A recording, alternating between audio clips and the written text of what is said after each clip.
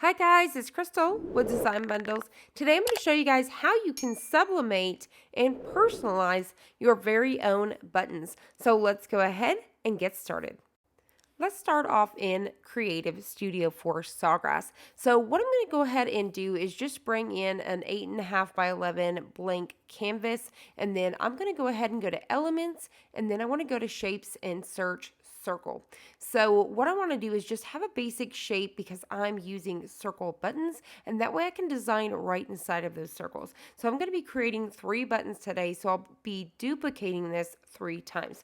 So the very first thing I'm going to do is change this over to inches, and then I'm going to size it down. So my buttons are around 1.5 inches, so I'm going to do 1.6. This is going to give me just enough to have the excess all the way around. So that way it gives me a little bit of a bleed line, if you will. You could always do 1.65 if you want to. You just need that little bit of a bleed line to make sure you're going to be completely covered.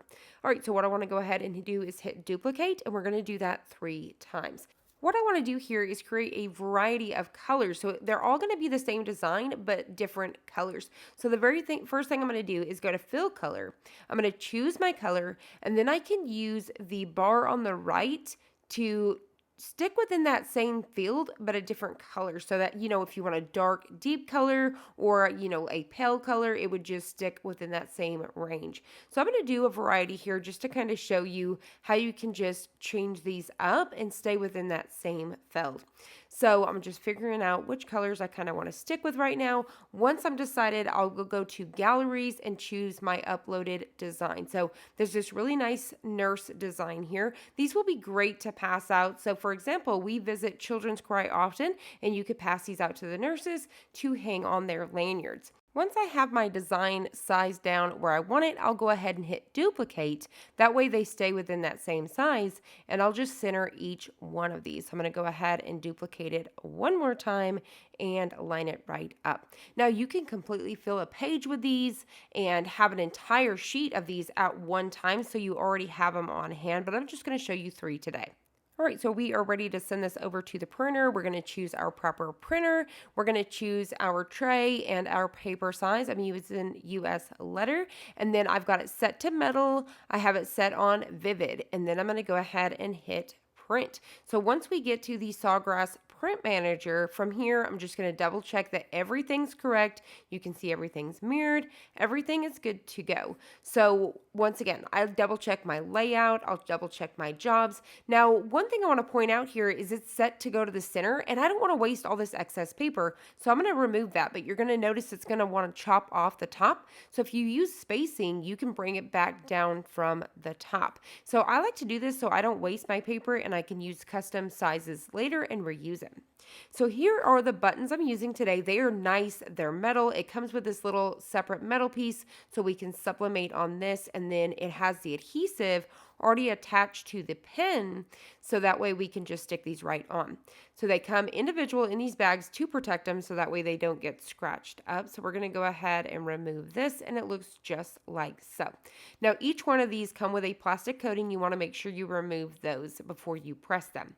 Now also to point out, each one of these come in individual bags, which means they are perfect for resale, to be able to put them back into the packaging and reuse that paper backing for the buttons, if you will.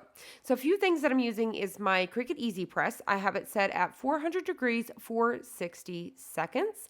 I've got some heat resistant tape, and I've got some parchment paper, and as you can see, I've got my printed out design below.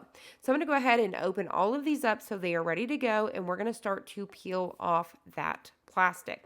Now, I think that's one thing that a lot of people don't realize. This happens to the cell phone cases. This is on most products because it prevents them from getting scratched. So definitely make sure that you guys check it to see if it has a plastic coating.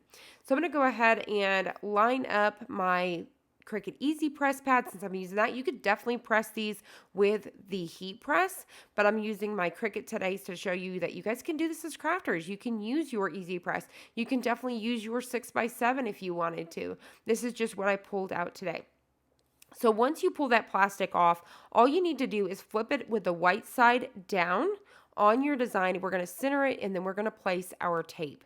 So you just want to piece of tape that's going to be big enough to reach all the way across to hold it in place. So I'm going to go ahead and peel off those plastic coatings on each one. So you can see here that I've got a little bit of excess. This is our bleed line. This is what's going to help us, because if you don't get that bleed line, you can accidentally shift this and then have a white spot because you didn't have it big enough. So always make sure that you have a bleed line.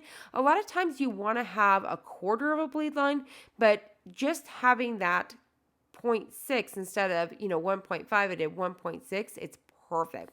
So I'm going to go ahead and continue to tape these down.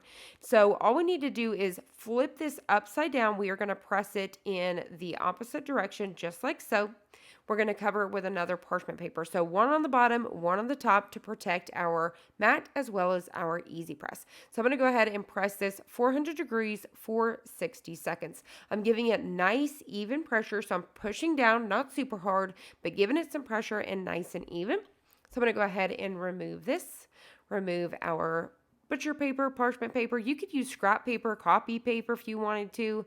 And then I'm going to use tweezers to pull these off because they are going to be super duper hot. You could definitely just let them cool down before you touch them. But for the sake of the video, I'm going to use some tweezers here and peel these off. So when you're working with metal or ceramic, you definitely want to use heat resistant gloves when you can. So I'm going to go ahead and continue to remove all of these here, being very careful not to scratch them because now the protective coating is gone, so we have to be careful. All right, so what I'm going to go ahead and do is cool them down on my granite countertop. That's the perks of having a granite countertop. It definitely helps to cool things down quicker. I know there's some cooling stones and things out there. So as you guys can see how glossy and vibrant these are, super, super nice. One thing that you could get for these is there is these epoxy. I know that you usually have them at Hobby Lobby there, or even on Amazon. There's these epoxy circles that you can apply on top just to give it a more of a bubble dome on top, if you will. So let's go ahead and proceed forward. So what I'm going to go ahead and do is remove these from the cardboard. I definitely don't have to, but I'm going to go ahead and remove them because I'm going to keep them separate. I'm not reselling them or anything like that, so I'm going to remove them.